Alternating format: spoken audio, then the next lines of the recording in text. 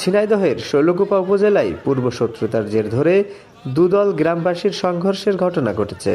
এতে নারীসহ কমপক্ষে 15 জন আহত হয়েছে।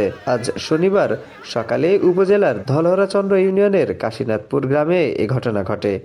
পুলিশ ও স্থানীয়রা জানায়, দীর্ঘদিন ধরে শৈলকুপার ধলহরাচন্দ্র ইউনিয়নের কাশীনাথপুর গ্রামের আসালত খান ও মুসলিম খানের মধ্যে এলাকায় আধিপত্য বিস্তার নিয়ে বিরোধ চলে আসছিল।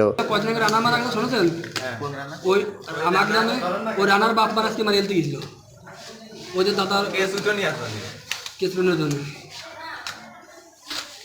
ভাবে আমি আমার দোকানের পিছনে রানার বাড়ি।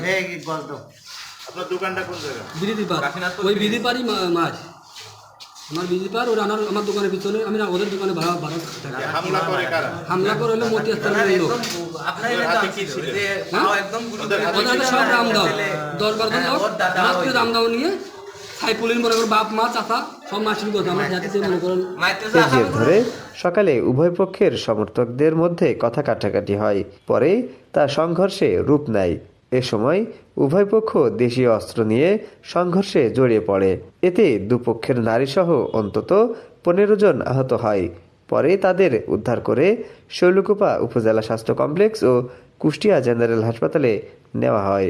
শৈলকুপা থানার ভারপ্রাপ্ত কর্মকর্তা ওসি মাসুম খান জানান, কাশীনাথপুর গ্রামের আধিপত্য বিস্তার নিয়ে সকালে দুপক্ষের সংঘর্ষের সংবাদ শুনে পুলিশ ঘটনাস্থলে পৌঁছে পরিস্থিতি নিয়ন্ত্রণে আনে।